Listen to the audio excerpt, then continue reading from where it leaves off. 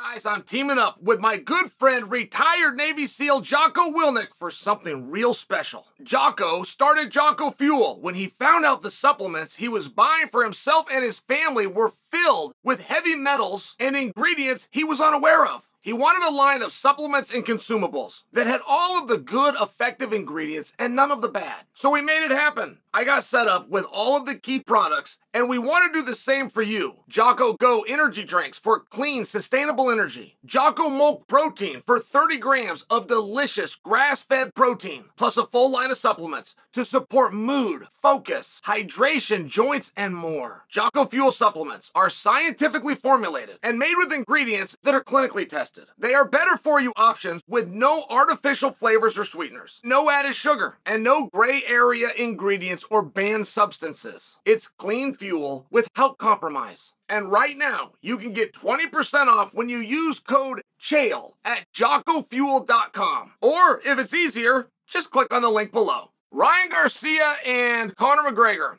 We're seeing some similarities there. I have a little bit of concern as it pertains to Conor. And I gotta disclose to you, I'm a fan. I'm a fan of Conor McGregor. That doesn't mean I'm cheering for him in this fight. By the way, I'm a fan. I like the things that he's got going. I like the entertainment we get from him. I think that he has given as much to this sport as he has attempted to take from it. There are not very many guys that can say that. There's guys that would like to say it. There's guys that would love, they would give back. They're willing, their heart's in the right place. They just couldn't captivate. They couldn't motivate. They couldn't inspire the way Conor did. This fight that Conor's got with Chandler is about one thing. Can Conor come back? Yes or no? And I don't think you'll ever be able to find me an example in history, and I'll let you bring boxing into it, just in combat, but in history, I do not believe you can find any example where a fighter came off an injury, went up a weight class, with the maximum amount of rounds against another fighter who is ranked higher, and had that athlete win. Now, that's a lot against you. That's 4 strikes against you. Even in baseball, it's 3 strikes. If there's any deal in life, you're ever looking, you're in a car lot, you're kicking tires, seeing something. If you find a car and it has 3 strikes, get out of there. If it's an interesting color, it's a dually, and it's a 2x4. There's your 3 strikes. Walk off the lot. This is 4. And when I share that with you, I don't think you can find an example anywhere in MMA, and I'll allow you to bring in boxing. I wanted to see a couple of things on this fight. Now, I like the idea of 155 pounds. And I know the human body does not get smaller over time. You guys can relate. Do you guys weigh more now than you did 5 years ago or not, right? Like you can relate. But I like the idea of 155 because 155 would be a byproduct. Defeating that scale at championship weight where you were once champion would be a byproduct of a lifestyle change, of a dedication, of a commitment, of calories out versus calories in. That is going to represent a lot of training. When you move that scale and all of a sudden you don't need to burn as many calories, you don't need to train as hard, that byproduct isn't there. Going 5 rounds has been a very difficult thing for Conor to do. He's done it. He's in the club. He's even done it at 170 pounds. But he's barely done it. And he didn't come off of an injury. He wasn't out for a sustained period of time.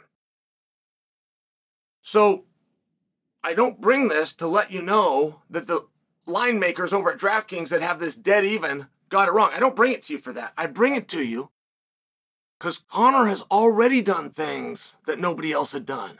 Conor has already been asked tougher questions than the one I just asked, putting 4 strikes on him and bringing in the baseball example of 3. He's already had tougher propositions, and he's overcame, and he's won. He's been victorious. So the question is, does a great magician have one more under his hat? And that's what this fight is about. I think that's very meaningful.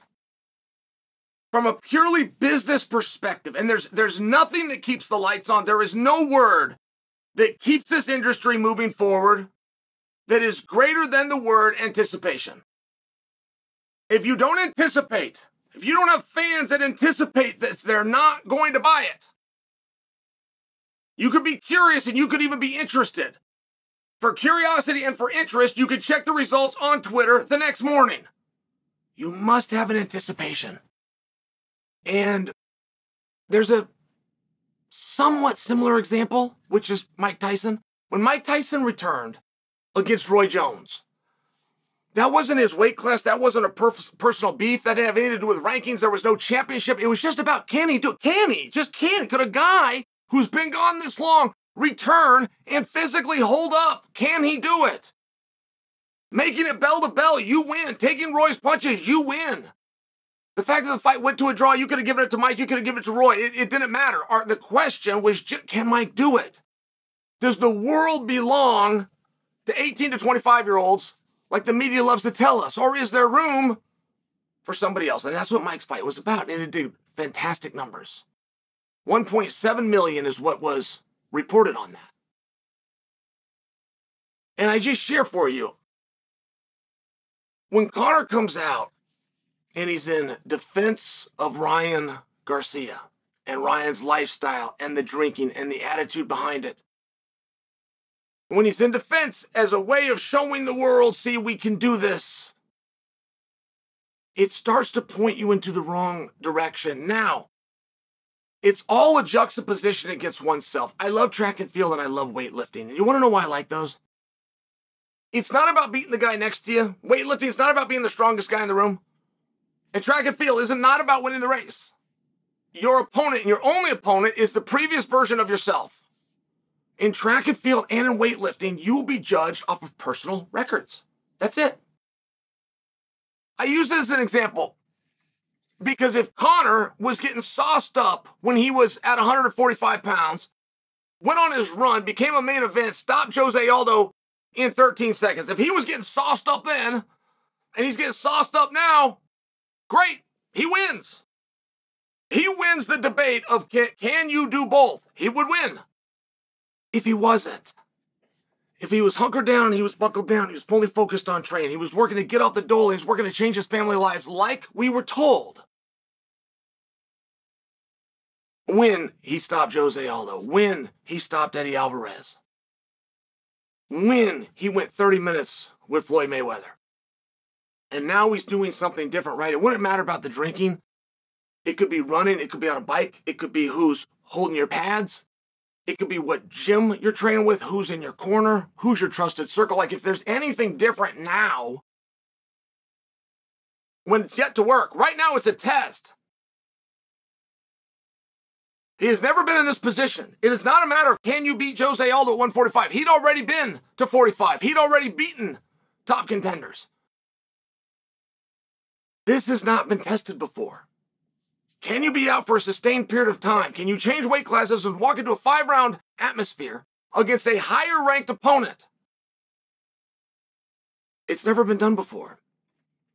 And if the answer is yes, and we're going back to, and then you can start to pull things from a time that you had success. It's a very interesting story. It's a very interesting question. And Conor has always done a very good job of denying the rumors, denying the lifestyle, saying that it was only at times where he would let his hair down like everybody else, but that he would focus when it was times to focus. That was always very in line with Conor's brand until he sent out the tweet to Ryan Garcia.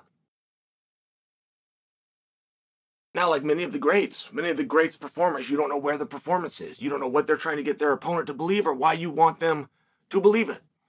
You don't know the difference between trying to sell cheap swill and sell a cage fight. Only the performer would know, but we're left with what we have as evidence. And it comes to my attention. and leading up to the fight, at a weight class yet to be established, for a bout agreement yet to be turned in, on a date of June 29th, it is one of the many things I will be focused on.